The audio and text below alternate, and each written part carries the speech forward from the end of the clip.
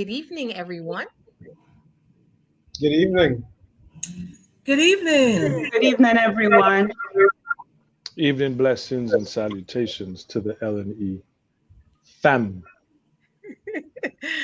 I hope everybody is doing well this evening.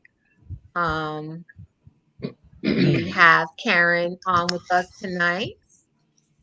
Thank you, Karen, for joining us. Yes, And Karen. well, of course, everybody should know the rest of us. Debbie, the artist Lucian Downs. Oh, I'm doing it the wrong way. Mr. Llanos and Pinky. I can't even do it right. So we want to thank you for joining us tonight. Karen, look what I have on.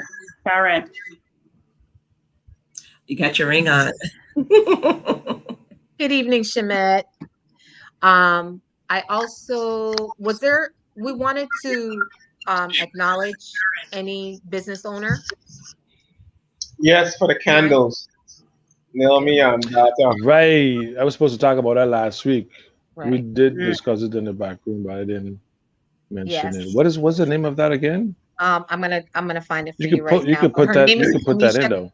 Her name is Kamisha Cooper, and she does soy candles. She has a business. It's called Sequoia, Sequoia by Misha, and she's on Instagram as well. There you That's what it go. looks I like was once they coming come to in. Lucian. She has different fragrances, scents. Amen. So definitely, if you can, again, her name is Kamisha Cooper, and I don't know if she has a Facebook under her business name, but she is on Instagram under Sequoia by Misha Inc. I actually want to shout out in the corner up top, Karen, Special K, with her products. I finally got my box. Finally. How long that was? I think where were you sending it from? Where you were sending it from? North Carolina, Charlotte. Not Carolina. Okay. I think at one point Here for a minute. yeah, I think at one point it was in Ohio. I mean, I don't know why it would go up to come back down, but that's just the system and how it goes. Yes. You know, I'm sure it probably took a trip to Nevada, but hey, I received it and I got my products, and they're most definitely dope, and I definitely thank you for that. You're very welcome. I'm glad you Yeah, I gotta place I don't know another if order. I'm I told you that using already. them right, but I'm I'm just using, and I know you text me some stuff. I text you the information. Yes, you sure did, and I glazed through it, but I use the products. Well, that's It's good. good stuff. I call the foot balm some Obia cream because I don't know. I don't know what ain't that cream. I think it got blood on nails or something. But I tell you, my heels look amazing. Today we're wearing sandals, and I didn't even think twice about it. Usually I gotta think twice. Not today.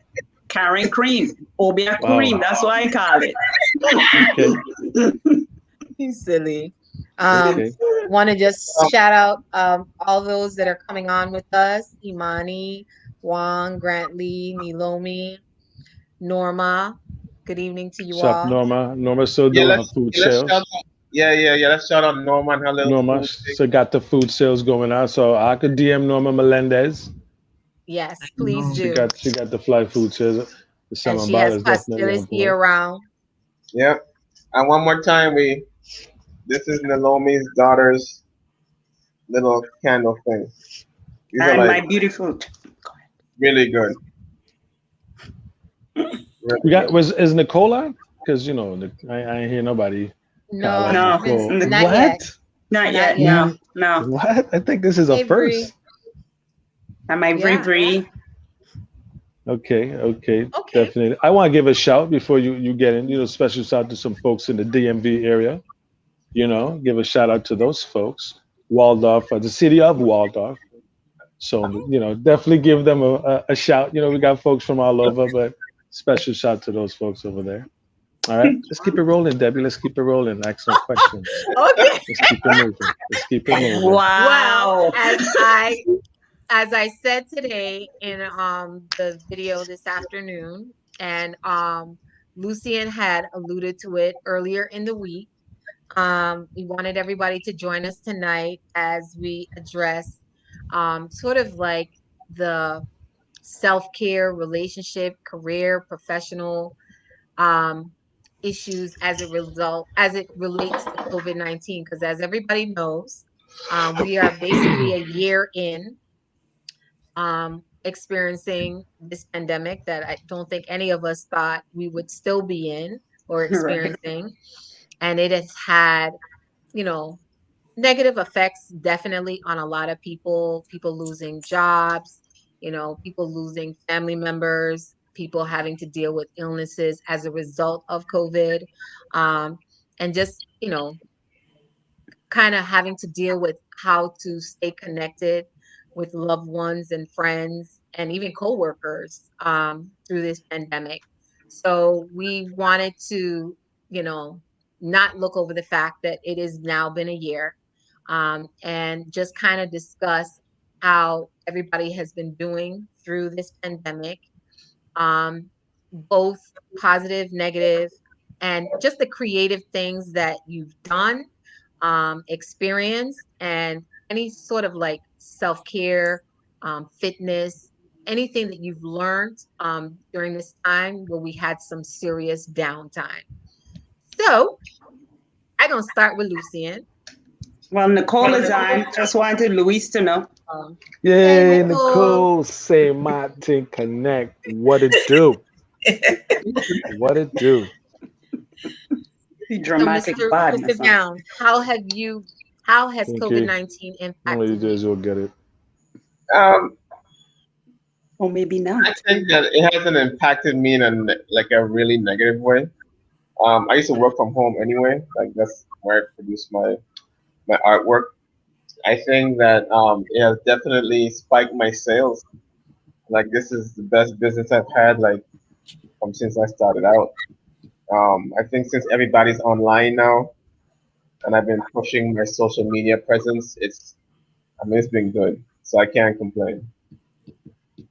That's about it. It's Excellent. How about in terms of just health, health wise? well, I've started to eat a little differently. I've also like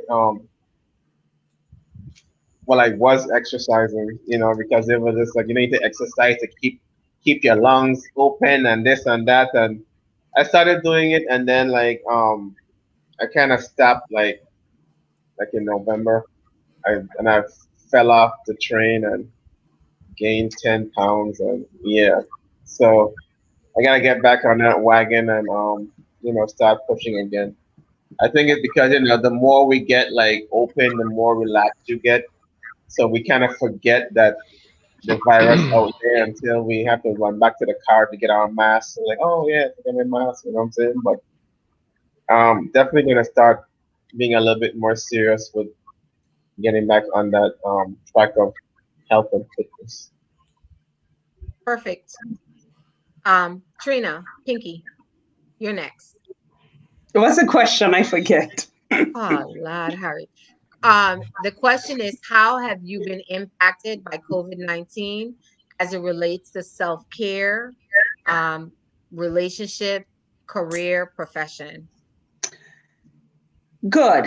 Last year it started off rough. I was hospitalized like 3 times last year when this whole COVID thing started. So being in and out the hospital was kind of scary and difficult during COVID because you don't have any support system. You have to go through whatever you're going through by yourself. And I came close to losing my life, so that was scary, but it was good because I realized how strong I was. Being by yourself, you get to see things differently. You can't depend on nobody. You got to depend on God and yourself, and the doctors and the nurses. So that was a difficult situation. So I don't want to say it was good to make it seem like everything was all great. I did have a lot of challenges. I gave up my job or I lose it. I don't know which one it was, but You don't know if you lose it or give it up. What? it was my friend, and I kind of didn't want to go back anyway. So at that time when I was walking, I wasn't focused on the business because I was walking and I was walking all day, standing around all day, and it was taking a lot out of me. Plus, I wasn't feeling well. So then with COVID, I got sick. I don't know if I lost a job or gave it, I don't know which one it was, but I didn't have a job no more. So I was able to focus on my business, and the business took off. And relationship wise, I mean, all of you guys I connected with during COVID, because of COVID, because of Facebook. And I met Karen, Lucian, I ain't talked to Louis for like 1,000 years. So, it just, and seeing friends on Facebook, talking to people I ain't talked to for years. So that was amazing. And with my family, I not reconnected, but my family, we were doing things together like Zoom. Like my aunt in New York, she had COVID. She was 76 and she had COVID, and we celebrate her birthday by Zoom. And then Nikki, she's here. And so I would connect with people who I know single. I made an effort to connect with people during COVID because I know what the situation was, being isolated. So it was actually a very, very, it was a blessing in disguise, I call it. It wasn't as bad as it started off. I had to change my mindset during COVID though, because when it started, I was afraid and I wasn't handling that very well. But then eventually, I just changed my mindset and started doing things differently. And I must say, I'm thankful. Perfect. Okay, Mr. I think, Llanos. well, first of all, I just want to address Pinky. You just stopped going to work, so that's considered job abandonment. We just leave it at that. Just leave that right there. You just walk off. You just like, said, I'm not coming back. Right. I don't know. Maybe that's what happened. I don't know what happened. But guess what? We still friends though. You're So still friends, okay. and that's what. Hey, you're still friends. That's it. You guys are still cool. Pinky, I tell you, you're special in so many ways. So work, as far as work, I mean, I never stopped work during the pandemic. We continued to work. Of course, those that know, I work at Frederickson Healthcare. I manage the dental program there. So we continued to work. The only thing we did was scale back on our services for quite some time. And then we started up with I think actually we're still treating emergency cases. And then we, of course, got into teledentistry. We would try to get some cases where they didn't actually have to come in. Of course, now we have a very stringent program where we pre-screen, but with work, I still continue to work. I worked all the way up, of course, now you mentioned health. Again, we all know that the great scare that I had in June, where I suffered a heart attack, had to undergo double bypass open heart surgery. So that's how I was affected. Now, I don't know if COVID had anything to do with that. It just happened during that period. I think that was just really diet and a couple other things. Of course, we talked about that before. But it happened during COVID, and it was somewhat interesting because I couldn't have like family members come to see me at the hospital because of the COVID way of living and all the different restrictions and what have you. The amount of COVID tests that I took between then and now is just crazy.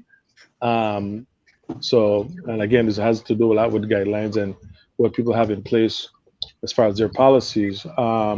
So that was, and of course, I can't talk about that experience without, as always, I like to thank my ex-wife Tisha. She's definitely been there for me with that. So I always like to mention, I don't want to ever forget that she was really instrumental in my recovery with that. She was there for me from limb to blam, and my sister as well, Pinky, and my niece Ileana. So Not me, his sister Pinky. no, not yeah, right. My sister Pinky, yeah, definitely, and my parents, of course. Now, what was that about that question, Debbie? Relationship wise, how were you affected? If I didn't have a relationship. I'm good. okay. Okay. I think We'll end I think I answered we'll end that. right. Yes, we'll end that right there. The relationship that I had, later. I tell you one thing though, the relationship that I had with my kids is still amazing.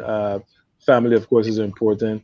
And of course, that spiritual connection with God will always go far. So that helped me through my the health journey that I had with regards to during COVID times. That without that, I wouldn't be here, and that's a gospel truth. Very good. And how about you, Karen? How has it affected you in terms of those three areas: career, relationship, why dating, self-care? Well, for self care, it reinforced my belief in when it comes to your health of being proactive versus reactive. I had little, rituals I do where first thing in the morning, I drink a cup of tea with lemon, ginger, and turmeric, a little cayenne pepper. And that was always to boost my immune system and keep it high. Um, I, have a underlying health condition, which has always, keep me proactive in what I eat, what I put into my body, how I consume it. I would admit I'm not good with exercising. So because I don't exercise as I should, I try to make up for it in what I eat, what I put into my body and what I consume. So being proactive with my health kind of reinforced to me that being proactive versus reactive kept me out of the hospital. Um, and it could be something simple as, having your regular um, cleanse or salads or, just inputting food into your diet that helps promote health versus help fix you. I think when we live in a reactive mode, we see what happened. We have over 400,000 people that was reactive and it wasn't successful. And I think that's the lesson I learned from it is to continue to be proactive when it comes to my health. When it comes to work, it was a blessing because I lived in Maryland, worked in DC, and I had a 2.5 hour commute each way daily. And it took a toll on me. It was exhausting. I had no life on the weekends because all I needed to do was rest. And working from home 100% was a blessing for me because I was able to get enough sleep. I do take advantage of it right now. I go to sleep at 12 o'clock at night and because I know I don't have to get up and take that 4 o'clock train. But Mm. for me, it was a way of giving my body a rest from doing that because it takes a toll on you after a while. And relationship. Um, I have never been on so much dates. Wow. I was waiting to see what she was going to say about that. You missed it last night. That's why. Oh man, let me tell you, man, I couldn't keep up last night. Yeah. When it comes to relationships, I mean, I can tell you that it has been an enhancement because for me, it allowed me to have certain safeguards that's federally mandated. Like, you meet somebody and you don't physically want to see them. You just want to continue a conversation and enjoy them prior to seeing them. Like you're doing your investigative work. So you really don't want to see them because you haven't come to that decisive, conclusive moment yet. But they'll be so anxious to see you and you have to make up excuse, but I don't because the federal government stated that we have to social distance and we have to, do these things. I was trying to make that connection with dating and the federal government. Like, what's she talking about? Literally, Karen using that as an excuse. You hear? Big time. an excuse is not justified. This is a justifiable reason why I can't see you. And it's because Social distance. Social distance. And, Right. I ain't going to die because I want to go out on a date. I You ain't mean, gonna dead, right? You ain't gonna dead. I do the crucial lingual. I ain't going out there and dead because I want a relationship. So, Or you can get vaccinated and just increase your chances of survival. Vaccination just came out the other day and I have to wait. I mean, I still have to go on a list. I still have to be qualified. I mean, my area, these are different factors that you look at that still restricts me from just jumping out and going out on these dates. Like, but in the meantime, I have met somebody who is totally okay. I've had virtual dates. I've never had so many dates in my life, so it's like, Valentine's. I can't remember the last time I had a Valentine's date. I think I was in junior high or high school. I had a Valentine's Day. I had a New Year's Eve date. Yes, Louis, and I was dressed up. We had Man, music, I we had food. I mean, and to say that is, I have totally embraced my new environment, and I'm learning to adapt to it very well. I like social distances. Nobody have to invite me nowhere. I don't have to decline because I don't want to die. So Karen. But that's but it's interesting that you say that because I think a lot of people would think that okay because or I've read that with COVID people have scaled back on dating. But I mean, you are just testament to the fact that it can still happen. It just happens virtually. it happens At the end of virtually. the day, you're trying to make a connection with somebody. You don't necessarily have to initially physically be around that person. You're safeguarding them as well as yourself. And you're getting to know someone virtually, not even just by phone. And there's so many different platforms that you can use to help with that. So, I mean, that was definitely creative. I remember you also telling us that your family did Yeah. exchange of gifts. We did a gift exchange Christmas Eve pajama party. I ordered all the pajamas from Old Navy. I created these boxes where I made tarts and cake and all these trinkets. I made ornaments. That's why I started making the ornaments. So I made this Christmas Eve box. I did it for my job where we had a virtual Christmas Eve office party, and I shipped out all these gifts and stuff prior. We have there's so many things that we did. For instance, me and my sisters who live in different location, Hawaii, Miami, Virginia, St. Croix, and every afternoon at 5 o'clock, we had Zumba. We exercised together for an hour. And Sharon, this is what branch of the federal government, sorry, that you work for? Department of Transportation. You, Communication, you you, said? Department of Transportation. Transportation. Transportation. Okay, okay. I know some folks I in high. laughing because Debbie, Virginia, and Beverly started this We exercise did. We walkout. were doing the same thing. It didn't work out, but it was just everybody. I'm terrible when it comes to exercise. I'll do the eating part, but I'm really bad with maintaining the exercise, and it was always some excuse. Did we do And it But was it like one single time? I know it was always some kind of excuse, so it only worked out one day. It was it was good. That Wow. most one day was difficult. It fun. was most difficult for my sister in Hawaii because she had a time difference, but she was also working from home. So she took her lunch break and she was able to work out with us. And then we had days when I used to be like, I don't want to do it. And my daughters be like, come on, mommy, and everybody come online. And then you feel bullied. But we're We won't encouraged. we won't do it. Me and Beverly don't Yeah. walk out in the morning separately, not together, but we don't walk out in the morning. So we had a hard time adjusting to the evening walkout. Then we had to motivate them. Only Virginia wanted to do the walkout, I I think know it last was one terrible. time. It was terrible. Well, in terms of how COVID affected me, for one, I was working for a small business doing accounting, and I was very uncomfortable with the fact that she was not adhering to COVID restrictions. And I had an opportunity. I'm not going to disclose where I work because I don't think I'm supposed to, but I had the opportunity to work from home.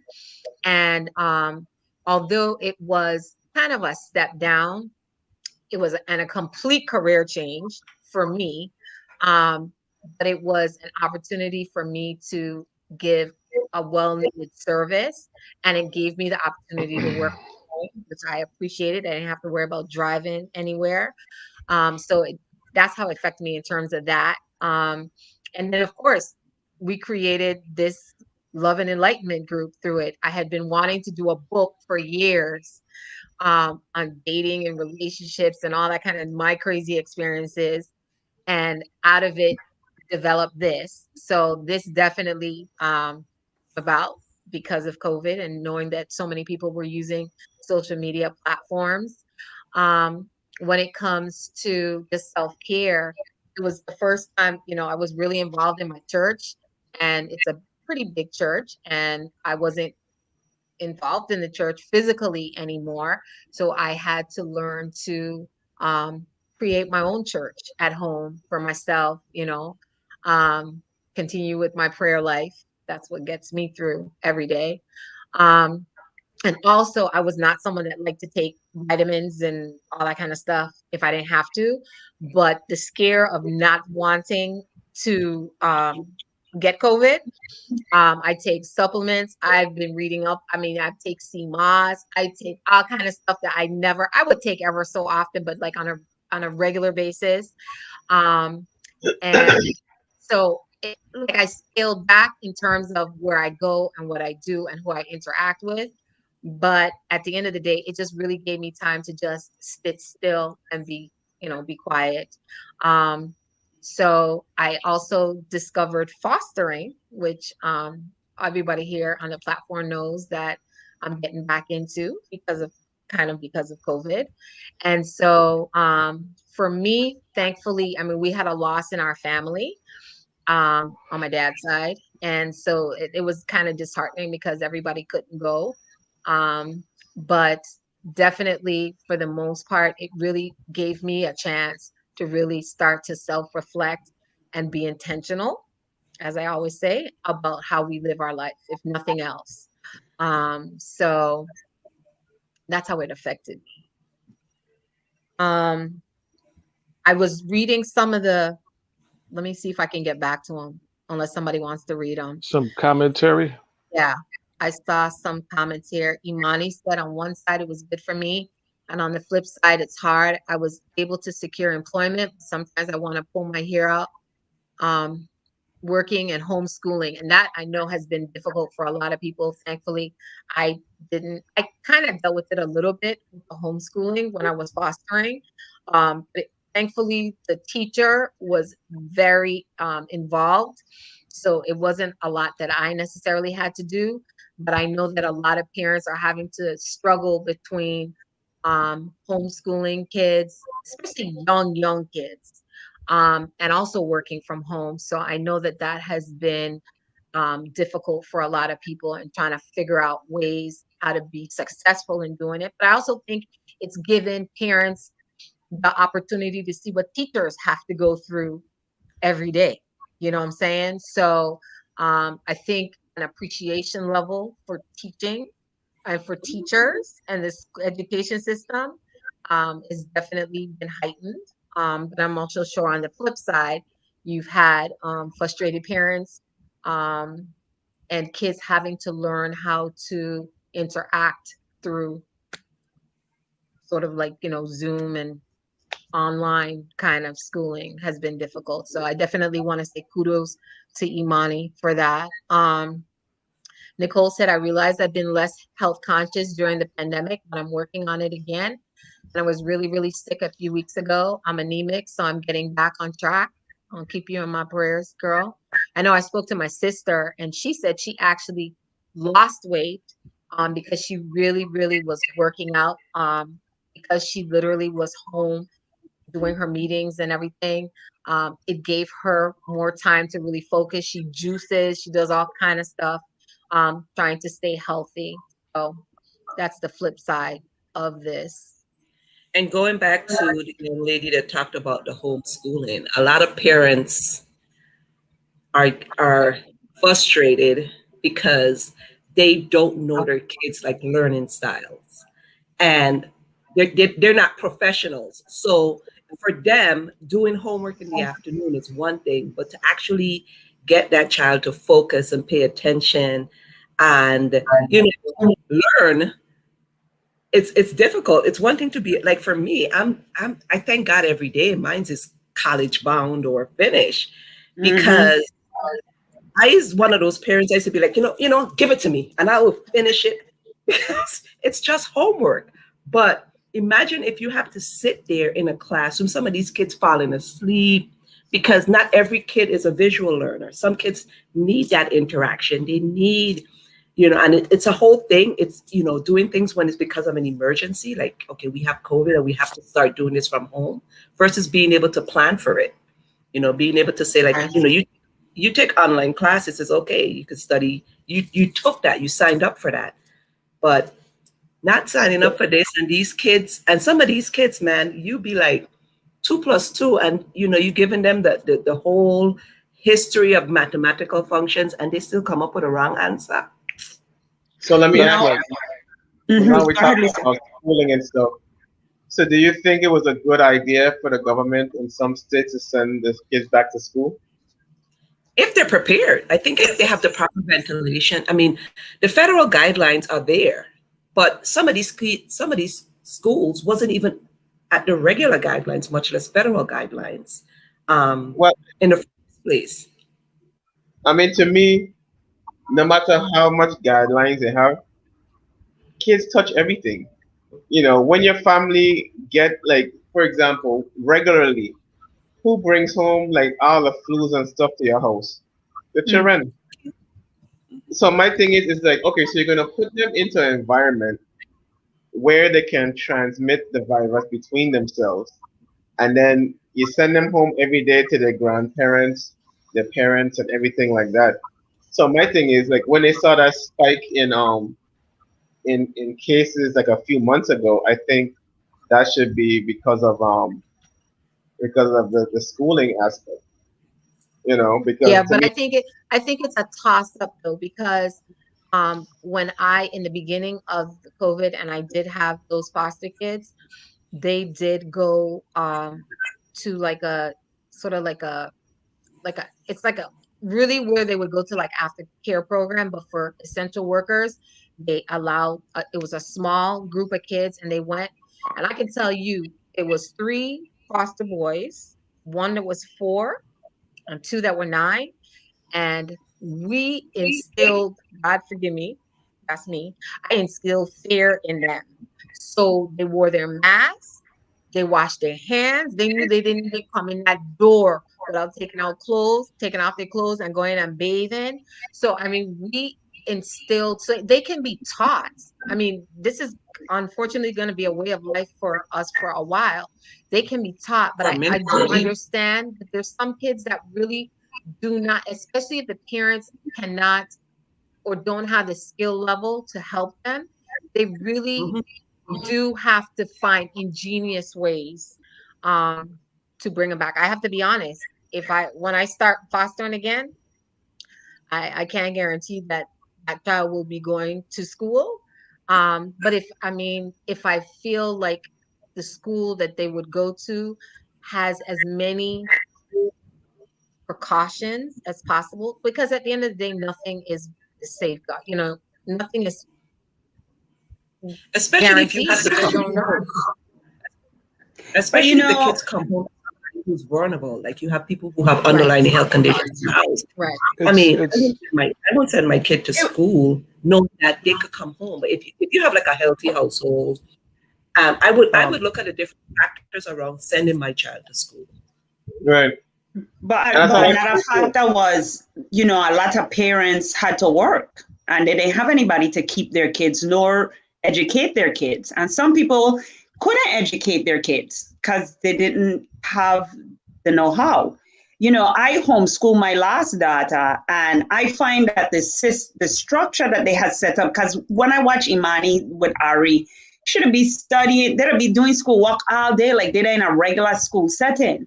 And when I homeschooled my daughter, we did, and she was in elementary to middle school, and we only did 4 hours a day, 5 hours the most. And she did a lot of independent because it was just me and her. She didn't need all them hours. So when I see Imani having to spend all these hours with Ari, who is 5 years old, I'm like, and Ari didn't do it, but I think it's more tedious. So Right. the system I think they set up for the homeschool, I find that like if I had to do it, even though I did homeschool one of my kids, it wasn't a program that I would have wanted to sign on for. It just What? I would like, wait 1 second.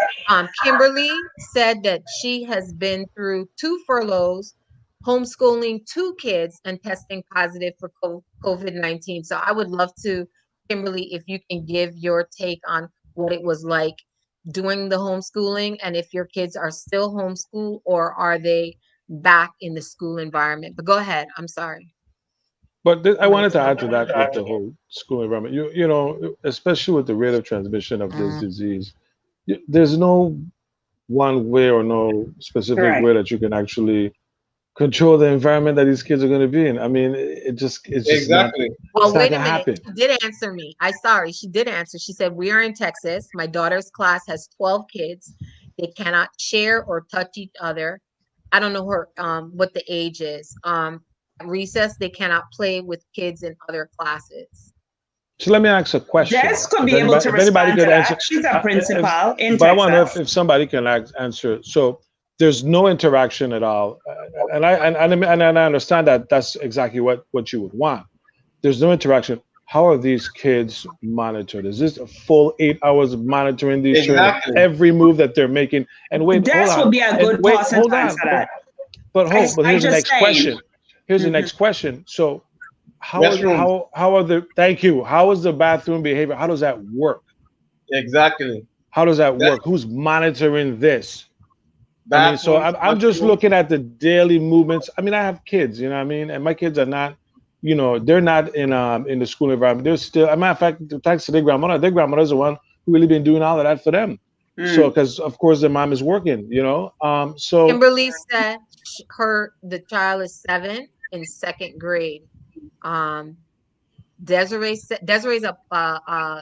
a principal, Desiree James. She's from home, but she lives in Texas, and she said it is monitored. But I mean, at the end, I don't think anything's going to be foolproof, and there's no especially full, not 100% elementary proof. No, school. we know that. Yeah. We Um, know that. That's just so like I said. That's just how it is. My kids, like I said, they're over by their grandmother's house. That's their Mm. maternal grandmother, and so it's like they're there all the time, like no interaction. So the next question now becomes how these kids are going to be. We're going to have a generation of kids now that's going to need Social have no skills. social skills. Thank you, Lucian. I was I just getting don't to that. know if they're gonna lose But wait a all the minute, wait, social Pinky, skill wait. in 1 year. Not necessarily lose, but this is what they're being accustomed to. This is what they're accustomed to know. Virtual platform. I What know is it that, like to get? but listen, look at this. Danelle, case in point, she her daughter is being schooled as because I think all of the schools, well, no, some of the schools open up at home, but her daughter does schooling at home.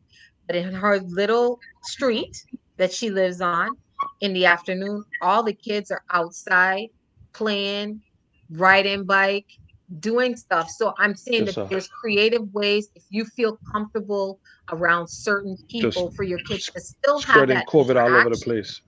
But I mean, at the end of the day, at the end of the day, um, So COVID fest. if Yep. they were in a Yep. household of four kids, they're together. So I mean, I'm just saying that I think that there's times when you have to definitely use protocol, but I think at the end of the day, you have to make the decision for you and your family. If you and like Karen said, if there anyone in your household who has underlying conditions, then of course you can't be as free with it as someone else, you know. But it's a hard thing because you're talking about like we've been doing this for a year. For some people, and like you said, some kids it's just not healthy. They But need but to but interact. As Debbie, adults, it's different. You need that Debbie, exercise. until our social habits as a nation and as a community change, we will be in this much more longer. People are still not social distancing. People are still not wearing masks. You still have mass gatherings. You still have states that are just putting down their guards. Spring break is around the corner. Look, I mean, you see, I mean, it's been proven every time there's some sort of event, there's a spike in the numbers. Holidays, Thanksgiving, Christmas, Super Bowl. You see the spike in the numbers. At what Right. point are we going to learn again as a community, as a society? When are we going to just realize, look, the only way we can control this is if we all come together and do what's possible, what we need to do to make this work. Well, I was Yeah. telling And Lucian and we earlier before everybody came on And guess that what? I was Because looking at the different islands and I was surprised. I didn't realize Dominica had so many people on Dominica. And it would be interesting to know what they're doing because Dominica, I think, said had 78,000 people on Dominica and they have zero. St. Kitts and Nevis, zero.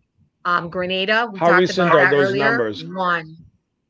Say I that again. think for me, How the recent is that report? That's pretty recent. But you I know, think a it lot was of last them, month. they were controlling their Their income, borders. Their borders. They're their close their flow of borders. Their border. yes, their borders. They were controlling that, whereas we can't because we're part of the United States. You know, so we can't close our airports, so we have to follow the mandates up here. Because if you know, the whole thing about COVID is we have to learn to adapt, and we have to figure out. You have to figure out a new way of living. And it is difficult, but as a whole, like you said, Louis, how are we going to slow the rate, you know, of people catching COVID if we just want to just be doing everything the way we Right. used to? We And can't do and things the way we used to. and it plays a role in the mental health of a lot of folks too. I mean, Right. that I think that is the main component that we need to pay attention to. Folks, like you said, we're not used to this way of living. So now here it is. How am I supposed to cope with this? And people find different type of coping mechanism. Some people just say, "Hey, I can't do this. I need to be out there for whatever reason." And I And understand that too, and because you have, go ahead. It got a point where being in the house, just being in the house quarantine had become very difficult. You know what I mean? So I understand people having to get out, but then you have to do it sensibly, you know, and you have to do it. You know, I think a lot of times we listen to what the news said, we listen to what the government tell us to do, and we don't research and figure these things out for our own selves. Like what is best for you and your family? And I think if we approach it from that perspective, instead of waiting to, like Texas, they said we don't have to wear masks no more. You know, Yeah, but Desiree said that even though the governor opened up the state, school is still mandating masks. exactly. Yeah. And some And then businesses can do Tracy the same. Simmons, Well, she if it's said, not I federal, guess she if it works comes at a to, college and they're planning to open 100% capacity in the fall. So I they're think if still waiting. everybody wasn't as selfish, I think a lot of it Yep. had to do with people being selfish and Yep. self-centered. Mhm. And okay, you can't go to a happy hour every Friday. But if it meant me sacrificing 4 weeks to contain this illness and stay my behind at home, being able to make a sacrifice for the greater good, some of us have to learn to do that because some of us are so selfish that, even when you're driving, they'll cut across in front of you because they have to get to work on time. But I think if people were not as selfish, and that's what you get to see what America is. One, so much of Americans are unhealthy, we're reactive, but we're selfish. Because you having fun on a Friday, drinking rum and partying because you want to have happy hour or you want to go to a game. If we had made a sacrifice for 4 weeks to contain this disease or this virus, I'm sorry about the drinking rum part. What happened there? Sorry, I missed that part. But you see, America is all about There's a making lot of money. that been You know what happening. I mean? But you know what? It wasn't It's 4 weeks, it was more than that. And the thing about it is, yes, we need to be social, but again, we have to be creative in how we're going to be social. If you want to spend time drinking and hanging out, well, do it in a small group within your group, or do it in an open place. You know, we didn't have to take measures in which we did that were causing the virus to spread. People were just being, like you said, they were being selfish, they were being inconsiderate. But I think above all, they were following the news, they were following what the government would tell. Because the farmers market where I'm at, we could choose to still continue to wear masks. They decided not to. A business could Let's decide. not talk about Texas. Okay, but I went to a Turkish place that I did for lunch, a Turkish restaurant. It wasn't crowded. It was spaced. They did your temperature before you came in. There was social distancing. You know, so there is places that actually take the measures to keep their customers and themselves safe. But then it's just another group that just doing everything they want to do all randomly because they don't respect the disease. Like your politicians in Texas that are encouraging you to not wear masks. Let me ask you all this. Seriously? So, is it that most people think since it's just like a flu that they're not taking it as serious? Some people Because spreading that rumor. After 400,000 dead people, they still think it's a flu? No, People, but what I'm people saying is still don't this. even think COVID exists. No, I mean, I know. Okay, we all know the disease exists, right? I We tell you, all instead know talking that, about a few people. It but we got a all group know. of people who don't believe it exists. But I just saying, Luciana, and it got space in between when you talk. So don't roll your eye. Go ahead. You have the floor. Listen, right? I tell you, buddy. So this Texan Crucian boy, Lord. Yes, sir. So Lord. I don't know what the kind of thing about leadership it they is got like, over there. unless you have like a real underlying like issue, right? Because I'm looking at the numbers. Yeah, okay, 400 and some thousand people died. But then when you look at the amount of people that died from the flu, the numbers are just like really low. Whereas the flu it kills millions of people per year. The flu. So when you're looking at it in that aspect, it's like, okay, it's serious, but you could clean it up with soap and water. You know what I'm saying? So how serious do we have to take this? I understand the mask mandate, definitely the 6 foot thing, but then do we have to lock down everything and keep everybody home? And we just have to adjust, like I think adjust they to have the. to educate. I think that was their problem. They didn't educate us on the virus. They didn't Poor educate us leadership. Poor on the, leadership. I mean, let on me be the It was honest with precautions. you. horrible. Poor Because lack leadership. of education is the increased factor for ignorance. And that is what's happening. We have a mass amount of ignorant people that's just saying what's on the news, saying what they see on Facebook, saying what they see on TikTok. But Right. if they spent more time educating people on the reason behind using a mask, social distances, if you put that factor in, even kids know better. And we have But adults Karen, here but thinking, Karen, uh-huh. Karen, but you have a president of the United States telling people don't wear masks. And it's better yet, it's the Chinese virus or the It's a China Chinese virus. virus, like making a And joke. Mhm. that is the problem. And we have created so much mess around this virus. It's like one side believed this, and it just became political. One side Poor believed this. leadership. I'm gonna, Oh I'm my gonna keep gosh, attributing it it was just ridiculous. That's why I to poor said, leadership. But But did any of you, but if but at anybody's the same parents tell you, if everybody jump off the bridge, you're going to join them? I mean, right. at what point do we understand what's right and wrong? At what a lot of Well, people don't even wait until the belief of COVID exists until it hits somebody and their family member. Yep. But I think accountability, lack of education, and selfishness are the factors that people are using to continuously spread this. I mean, at what point listen, you can say it's wrong is when the somebody l- science, the in your science let and me the say data has People something. been there don't from the believe. beginning. Let's be I honest. tell you, I talk to people. People do not believe the things that I hear, and I talking about educated people. I talking about people who are top line education. The virus, oh, people exaggerating. The death rate is low, which we know. We know this. The death rate is low in comparison to the flu. Yes. So people will take whatever facts they want and they'll present it. So then again, I feel that you have to research this thing for yourself and you have to decide for yourself and for your family and for your loved ones what is the course of action you are going to take.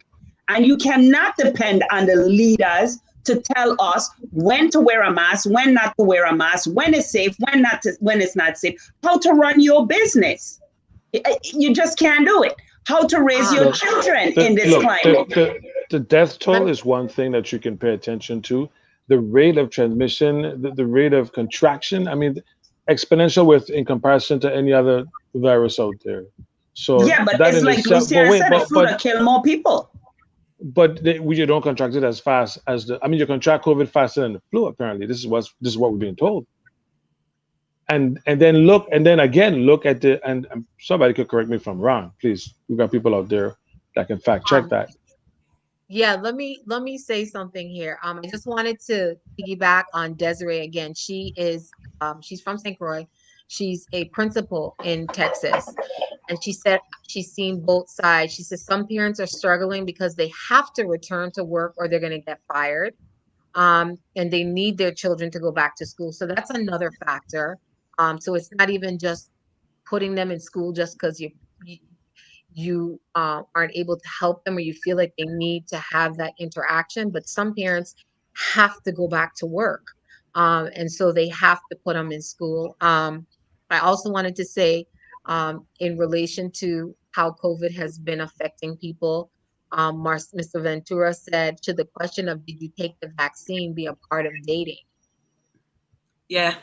That doesn't change anything though, I because you can don't still think so, contract Brother it. Ventura. I It sorry. doesn't change. You know, there's still you can still transmit, you can still contract and transmit COVID. All the vaccine really does is, like I said, I think I've not in the show, I don't remember, but it increases your chance of survival. That's what that does. It does, but I Nicole don't. answered him and said, go ahead, Pinky. No, Debbie, go ahead. You go ahead. Nicole said maybe to have a discussion on the matter, but it shouldn't be a deciding factor in dating. But Exactly. again, it also depends on whether or not you have an underlying condition. And so for you, it's important. But for some people, it's, that's not going to be a deciding factor. And again, I think that's going to be a personal kind of issue. Trying to read. I agree. Tracy said that some places did keep the wear the mask The mandate. mandate.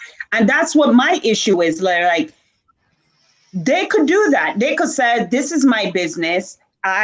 You still have to wear a mask, but you have company, you have businesses, and unfortunately, where I, the rent from, they lifted it just like the government. And I was like, Really?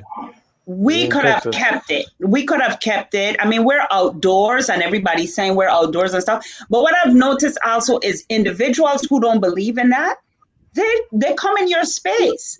I'd be like, air hug. I have had people offended because I didn't want to hug, or I was offended because I, keep a distance, or I don't want touch. Like people would get offended. And I'm like, well, why should I respect your way and you can't respect mine?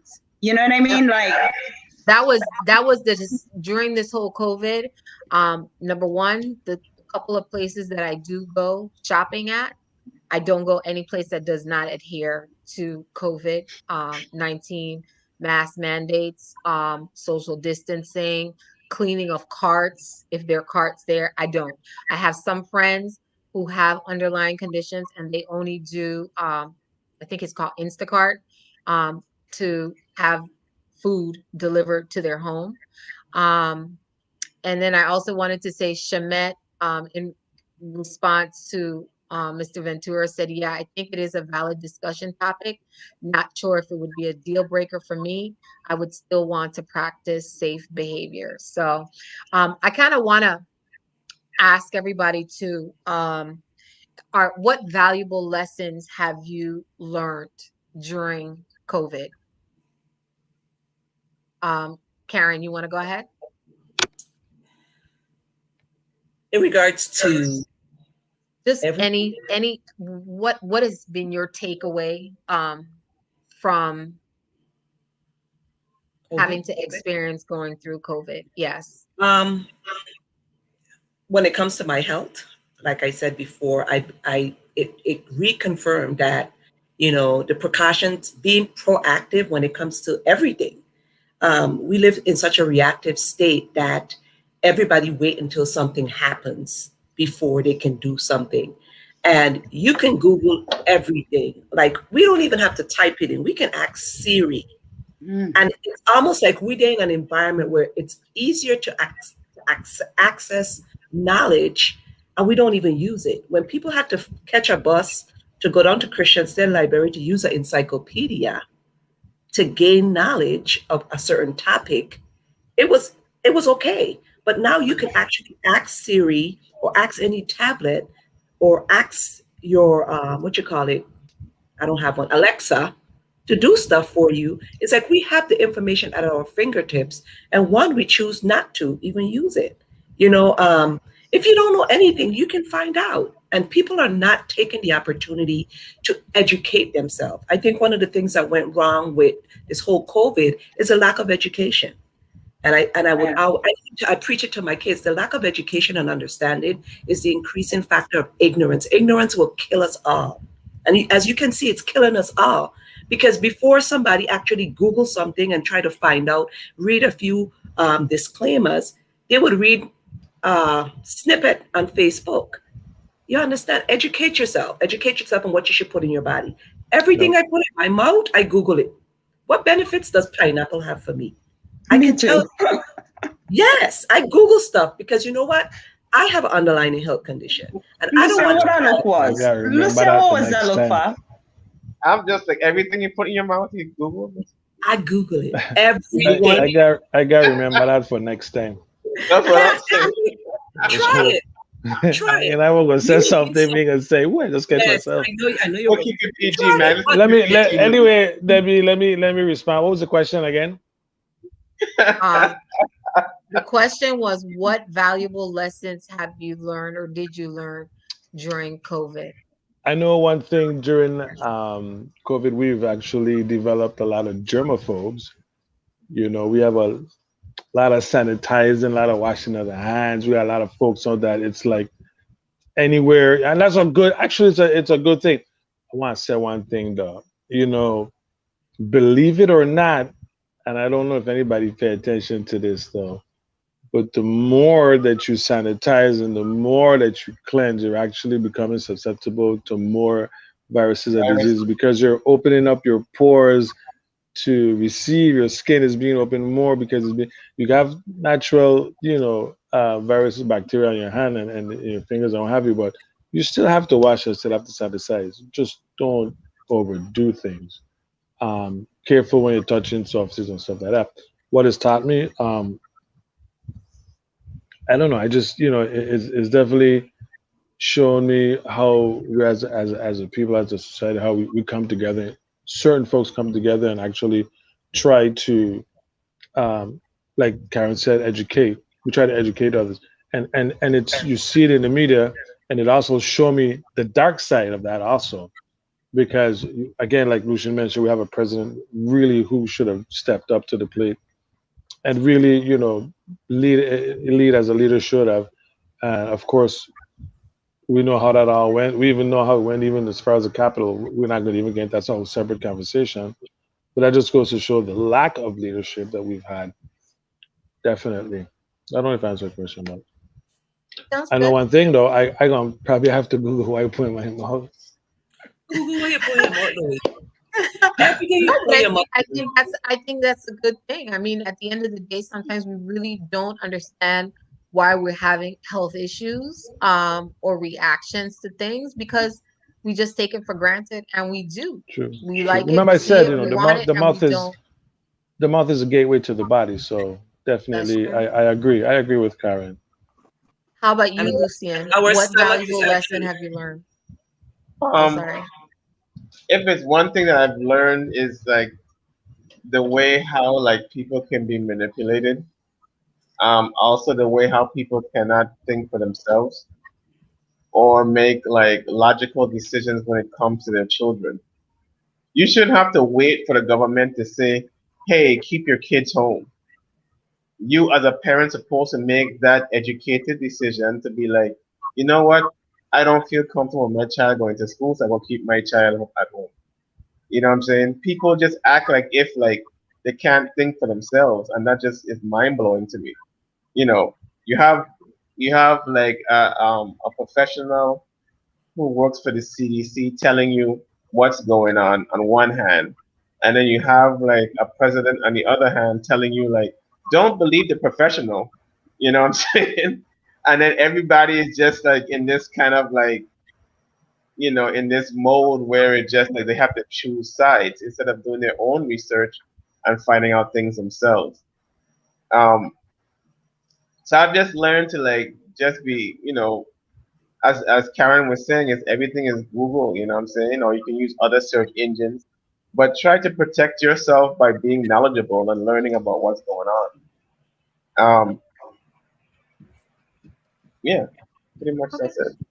How about you, Trina? Are there any valuable lessons you've learned through this past year dealing with COVID? Not to listen to the Yeah, leadership in Texas. Pretty I much. won't. I won't listen to them anyway, to be quite Okay, honest. But perfect. I'm happy for you now. I was a but bit concerned. yeah, no. It's like what Luciane says, like what Karen says, like what you says, like what everybody's saying. The valuable lesson that I've learned is change is good. Like we have to open our mind and we have to open ourselves to learn different things And then we have to have the courage to go forward. I mean, doing things differently, I would admit, was very scary for me this year. But what I noticed with a lot of the people that's around me was they did not want to change their routines. They were so stuck in their routines that was the problem. Like they couldn't see themselves not having coffee on Wednesday every day in the coffee shop. They couldn't adjust their mind to something else. And I think we are really truly just a spoiled culture that we feel like these things is so important. That's why I was looking back, and I mean, we all had to make sacrifices because of COVID, and for those of us who wasn't even willing to make the sacrifices, it was like, what are we, 12 or 5 years old, that they don't understand the importance of making sacrifice for the greater good. Brother Ventura asks if we should disclose the fact that you've had the vaccine or you've had COVID to somebody you're dating. I think you should. I had an encounter where I was with some friends, and they had COVID in their family. They were exposed to COVID, and they ended up with COVID, and they didn't mention it to me. I was very hurt. I felt very betrayed by that, And at that time, I was hugging certain people and still hugging. And then after that, I was like, I'm done. I was like, I'm done. I can't do this hugging thing. So, I think you should tell people you had COVID or you were exposed to COVID, or I think you should disclose that to people. Just be considerate so people can make their own decisions. You don't make the decisions for other people. Let other people make their own decisions. So that's my takeaway from the whole thing. Adapt and change is survival. If you can't adapt and change, well, hey. I know. Yeah, exactly. Yeah. I forgot to mention that too. Yeah, and it's all about adaptation too. It's like those who can adapt are the ones that are thriving right now. You know what I'm saying? If you can't adapt to this situation, it's just like you're failing. And another thing to piggyback on that too, the way how the government handled it, as in a sense pertaining to the banks, I think that we should have had like broader protections. Like if people ain't working, but then the government ain't saying like, you know what, you don't have to pay mortgage for like a year, like other countries are doing. You know what I'm saying? Or like for even businesses, you know what I'm saying? Because your business ain't open, but then your landlord still looking for month rent, and that's crazy to me. So it's like you're telling people to stay home, right? People are worried about losing their jobs, which it shouldn't be like that. It should be like, okay, you know what? We'll give you the opportunity to work from home, but if you choose not to, I mean, but like, if you choose not to come in, they shouldn't be penalized. Right. Because the whole thing about it is like this is a government mandate. Like, banks should have been like, you know what, for a year, you can't seize anybody houses, you can't just be, Cars. yeah, cars, nothing, because this is what's forcing people to try to run back to work. It's because of that fear of losing everything. Right. And So that's where I was saying with the education part. Some of the COVID bids, most of them had the morturation policy in. They told that was in place where landlords couldn't evict you and banks couldn't foreclose on your house. But what was missing is they didn't tell people they had to apply for it. right, that's Even Right. if it crazy. was in place, you have That's to crazy. actually go and apply for it to Right. apply. So they can still evict you, but if you But didn't but put but that but these places were closed due to COVID. So was there online access to do that some places, like some banks, have applications that you can submit online. Certain online? places have a time span. Like certain states, you have to know your state laws. Some Yeah. states have 30 days before they have to give you a notice if you're late. They have 30 days. So every state is different, but it goes back to educating yourself on what's affecting you as an individual. Whether it's the banks, call your banks, call your creditors. When we had a government shutdown, the first thing I did was call my banks, call my creditors, and update them on what's going on. And all my creditors was willing to work with you. Like they would even call me and make sure everything was okay because it was affecting me. But it goes back to saying sometimes you have to take that initiative and know. They had those things in place, but they never educated the public and say, yeah, we have these things in place, but you have to apply for it. So you But have you know, people. support. You know, They the other component I want to mention, is we also have to keep in mind as again as a community, because I always talk about it, stress as a community. We need to be sensitive. We need to be empathetic towards those that have affected them, their mental health. There are a lot of people that just couldn't handle this. Not just the fact of the COVID way of living, but again, Karen, like you said, those that are affected by not being able to go to work. You know, those that are employed and can't go to work. Those that are being forced to go back to work, having kids, and this whole, this whole new way of doing things in a virtual platform. So we gotta be mindful, because we talk about what what should happen, and how we what we should do, but you got people that just really need that help. You got folks that really need that help, that just like don't know. Like you said, it has to do with education, yes, but some people need more. So some people you actually need to hold a hand and guide them.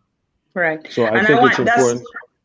I think it's that's what I important that we, wanted to say, Lucia. yeah, Not to Lucia. be empathetic towards those members, because you're gonna have a generation of folks that are gonna be requiring a lot of therapy, even kids and all. You know what I mean? I know kids are gonna be requiring therapy. Nobody can tell you different. I'm telling you, Mhm. because it's a change from what we considered to be what was normal. Being interactive in a social setting, that is a normal way of life. When you just cut that off now, where we needed to do it at a digital platform, that has repercussions, and it will. And So not that those just are that, something. Avanel, no, it was Tracy, talked about domestic violence also Yep. increased Exactly. through Right. this. Yep. Most Karen, you talked definitely. about it. Divorces. I There's a have I lot have of three breakdown in coworkers that's families. getting, yeah, I have three coworkers that's getting divorced. And all of this came about after the entire pandemic. And Yep. sometimes, like you mentioned, the extended empathy is sometimes you may see somebody that's not doing well, and it goes back to people not even being just human beings, Yeah. you know, Yeah. Yeah. And just being a decent human being. Sometimes you could just tell somebody good morning. I've seen people walking. We don't have on masks, but we're having a conversation across the street. How you doing? How you're coping? And I think humanity has gone out the window with everything else. And this it's not even a lesson that we should be proud to say we're learning to be humans. You And know. you know what? Piggybacking on what like Louis was saying as well with the mental health factor. So imagine now that like you're in a situation where like you're a child and you're forced to be in an environment where it's not like where you could be molested, you know what I'm saying, or dealing with like a violent situation, and you're stuck in the home with this person. Just like if your marriage is going bad the same way. I think relationships for like if you came out of this COVID thing, I mean, well, we're still in it, and you still like married and you're still in a good relationship, I think it will stand the test of time because this was really like a testing period. Yep. Because for you to be It either locked brought in you the house, together or broke you up. Yeah, exactly definitely. Or you got some folks that that just walk off the job, right. These are job true. abandonment. Desiree actually said, I didn't even know. She said that we had many family shootings in Texas We had a lot shooting of kids. violence. We had a lot of Yeah. Ah, violence. You know, Nikki walk in an area, piggybacking off of what Louis said. Nikki walk in an area where English is your second language.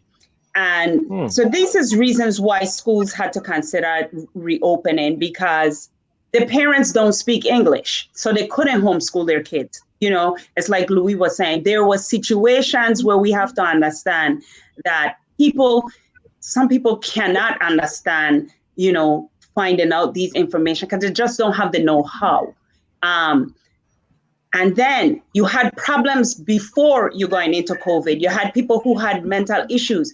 And then when you out, think about it, you're out in the open, you gain a release every single day. And now all of a sudden, and I have had to live in a situation like that before where your rights get taken away and people feel like something, like Bikari rights was taken away, they get very violent, Well, So, and that's because they had issues from before. But because they were forced into certain situations, it just escalated, These things became surface because of COVID. It wasn't a cause of COVID. It's just things became surface because of COVID. People couldn't do what they want. And so somebody mentioned 2020 was an eye opener. We live again a spoiled culture where we think everybody's just like us. We think it had people who actually could not eat. It had people who actually, we talk about businesses. We talk about people not being able to pay their rent. But then think about it. The people who collecting their rent, they got to eat too. The rentees, The landlord. right? And everybody was being affected. We think, because I don't have the money to pay my rent, then I shouldn't have to pay my rent for 6 months. But then what happened to the person who have to pay and feed their family? It's a domino effect. We got to realize, and we have to be understanding and compassionate to not just one group of people, but to all groups of people. But again, COVID was just an eye opener that we cannot see beyond what's in front of us or see anything different than us. If I want to believe in got COVID, I don't care who believe it got COVID. If I want to hug people we don't care about anybody else's feelings but our own. So what do we do? What's the result? I heard some folks Well, I want to. sorry. Sorry. Go ahead. I just want to say, No, I've go heard ahead. some folks compared even the lockdown compared to similar to having curfew when we have hurricanes here in the Caribbean. But it's on a higher level, it's on an exponential level. It's worse because the periods of the lockdown are more longer than you have it to be on curfew in a hurricane. At least with the hurricane, you curfew at night, but daytime you could come out and you do what you gotta do. And the only reason why you don't coffee at night is because you ain't got no damn power. Street light, you can't see nothing. So it's more for your Karen, safety than anything. I was responded to what Trina said, and I think Tracy Simmons just mentioned about the food pantries. Something I did when the whole COVID hit, and the reason why I felt the need to do it is because an old classmate reached out to me when we was in a federal shutdown. I put the disclaimer out there that I ain't rich, but to my family, I sent out messages letting them know that if there's anybody that was negatively affected by it when it comes to finance, let me know. We're family. Everybody could chip in and help you because some people don't want to ask for help. But if you extend it, you still have people so that may be something we can do. If we know we have a neighbor or a friend or a cousin or somebody who was negatively affected, we could offer help. We can reach out. You could babysit their kids. I mean, even though that goes into the whole COVID and you can ensure that you're healthy or even call somebody and have a conversation. Like for me, this helps me because I'm able to interact with people other than my immediate household because I know I ain't going out there and look for no new friends. But there's things that we can do selfless and be selfless, buy somebody groceries, send them some groceries, check on our old people, make sure they have food. We can start being a little bit more humane and start reaching out and helping people. And sometimes somebody just need a conversation other than the people inside their walls that will actually make their day. So sometimes we can do these things as individual. When Trina said, what can we do? We could start being more human and start looking at it from that way. Buy somebody a flower, go help them garden. Like they're just simple things that we can start thinking outside the box. And we're now in an environment where we have no choice but to think outside the box. Yeah. We have to start dating virtually. We have to start. We have to start ordering our groceries I enjoy ordering my groceries. Like I'm one of those people that go down every single aisle in the grocery store and I miss it. I have a list, but I go down every single aisle in the grocery store and I can do it online. Amazon delivers like that. So, you have old people that can't use Amazon. Help them set up an account. You have a tablet. You could go to their house. There's just so many things that we need to start doing to get us outside of this box that we've allowed society to box us in, that we can start just being human beings. Like every state, you have to register online to take the vaccine. How many old people have a tablet? How many of them have an iPhone that they can use? If you know how Right. to do, help them out. So I just think if we start being a little bit more human, and I I piggybacking off of you, Karen. You know, we should ask ourselves. We should ask ourselves during COVID because we know what the government did wrong. We know what everybody did. We should ask ourselves, what have I done to make a difference in somebody's life, in a family life, in a person life, in a child life? When COVID started, like I said, I was reaching out to people. My mother was in a nursing home, and her roommate, sometimes it just takes a simple thing. I would call her every Sunday before church, which would remind me before church, call Miss Joanne, check up on her. And me and Nikki were doing that. She was so happy to hear from us. Like, she didn't hear from me for a long time. And then all of a sudden during COVID, she was just glad to hear from somebody. So it don't take a whole lot to do. Sometimes it takes little steps. Like my friend Beverly, she'd take care of her elderly aunt and make sure, like Karen says, she help her make appointments and take her where she needs to go and stuff like that.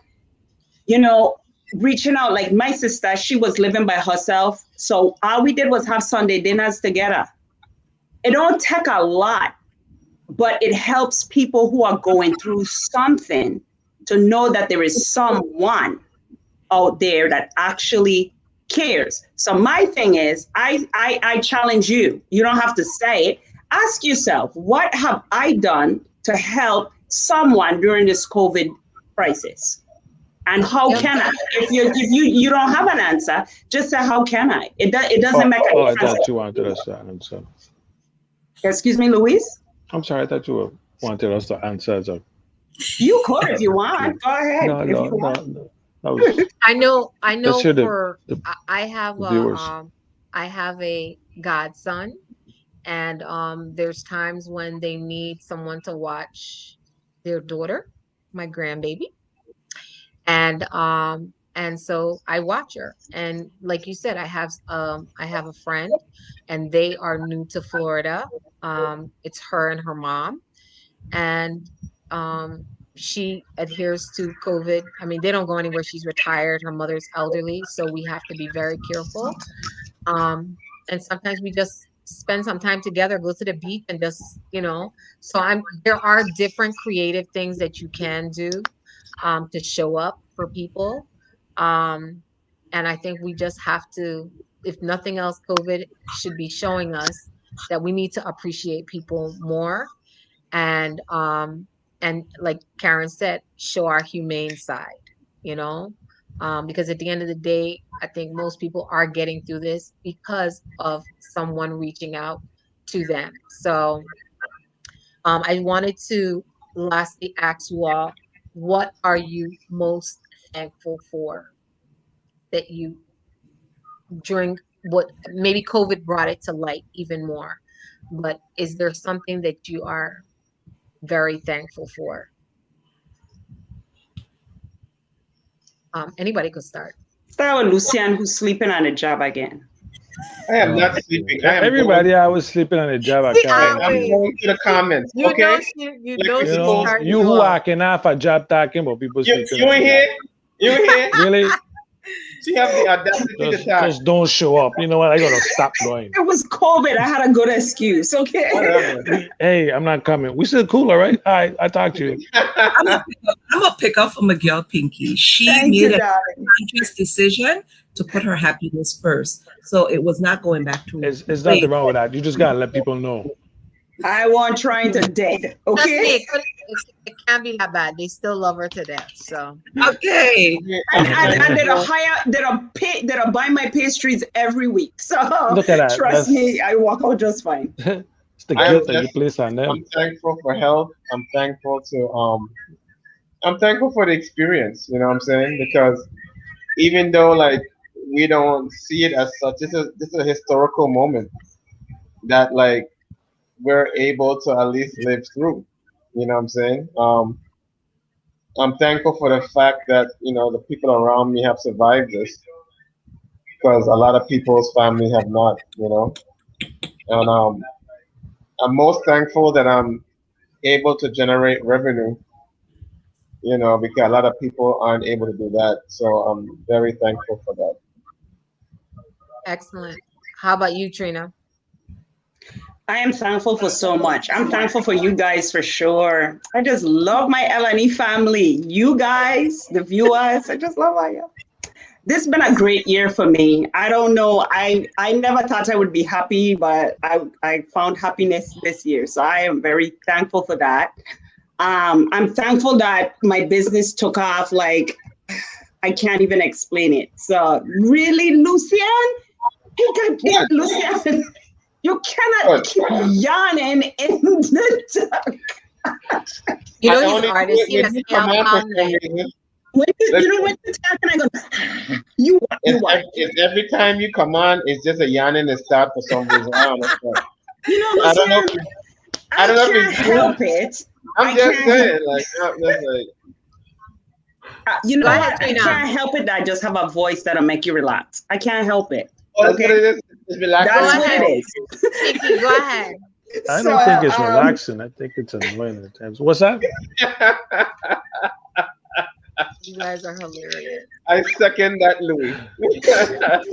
Pinky, whatever, I got to mess with Pinky. whatever. Pinky like to mess with me all the time. I tell you, I'm gonna keep coming back for you one of these days, but I give you a break. Go ahead. Go ahead, Yeah, yeah. Louis. You just What are gave me you a break. I thankful thank you for? for that, Louis. I thank you. What am I Um, thankful for? Blah, blah, blah. Thankful for. I said thankful.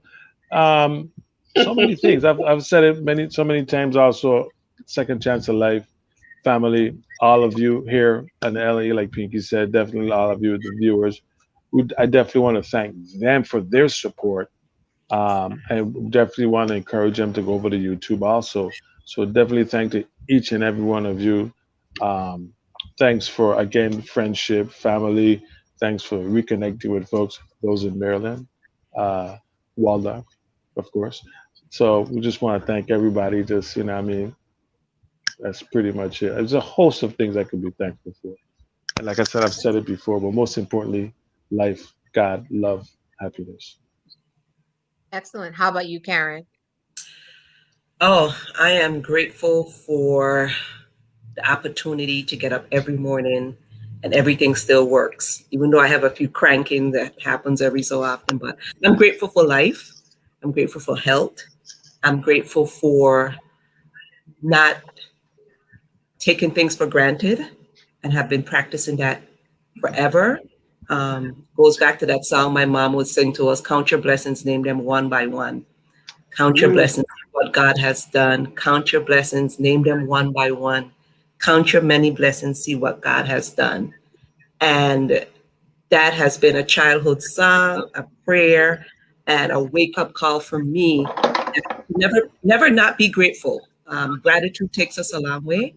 And just the art of being grateful every day is an opportunity for me to look forward to tomorrow. So I have a lot to be grateful for, but mostly just the opportunity to be grateful for health, for strength, not losing my income at all, being able to help people during this time of need. And I'm grateful for the friends that I've made. I've made my quota for the 5 years. I've been saying that I'm going to make new friends.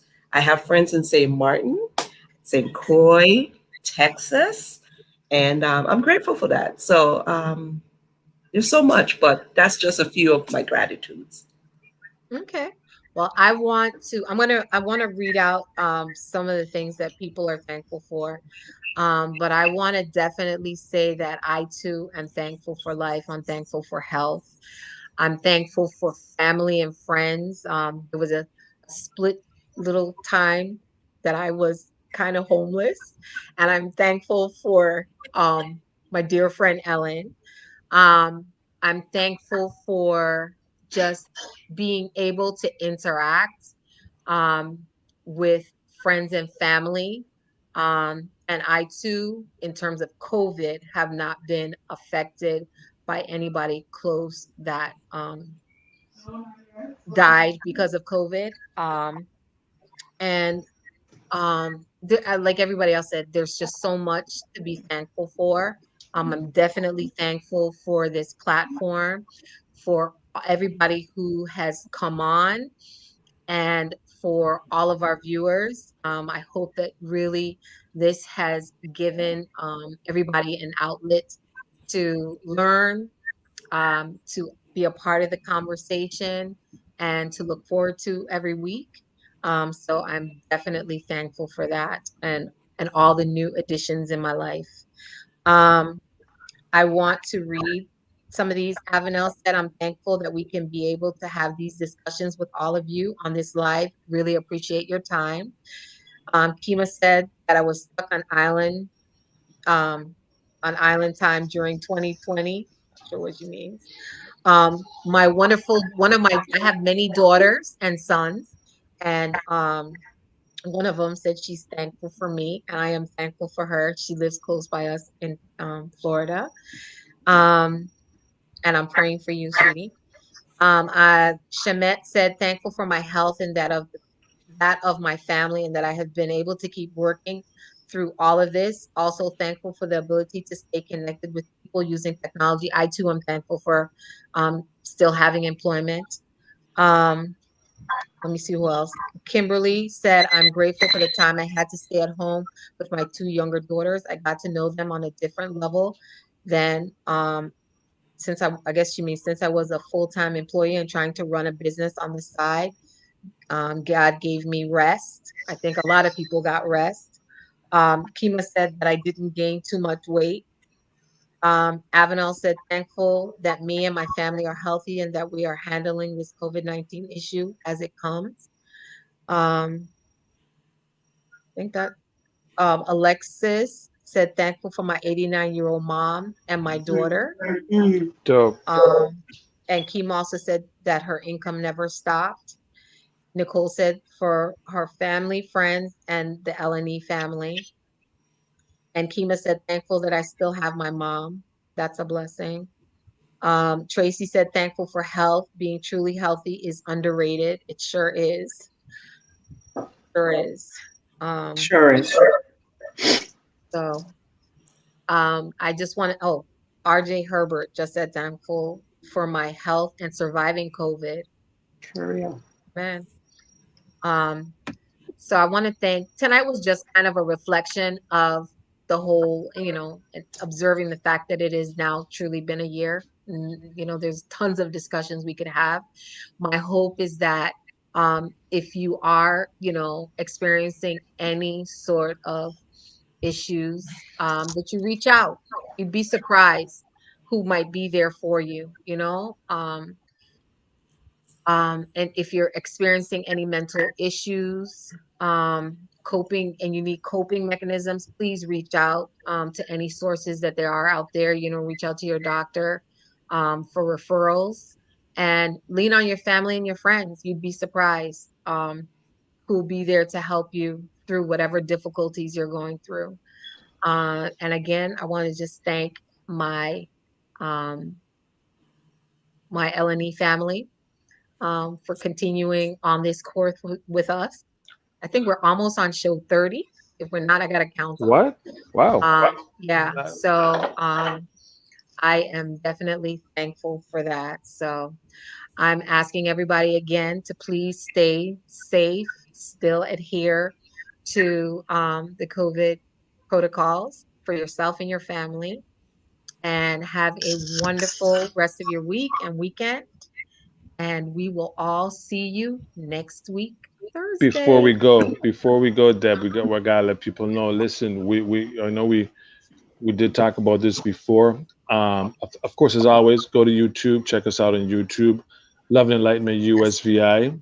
Also want to mention that we will be eventually going to be on location. We are working on that. Definitely will be coming to a city near you, especially to our viewers in their cities. And also, we're going to have some really wicked, high quality merchandise coming out. Stay tuned for that. When that comes out, you can DM any of us. We can hook you up with some really nice stuff. So definitely stay tuned for that stuff. And Debbie, take it away. Okie dokie. I want to say good night to everybody. Be well. Think out the box. Be creative. Stay connected. Good night, everyone. Thank you for tuning in. Good night. Good night. Good night, everyone. Good night, folks. Good night, folks. Everybody, take care. Be safe. Wishing you good things, great things, beautiful things.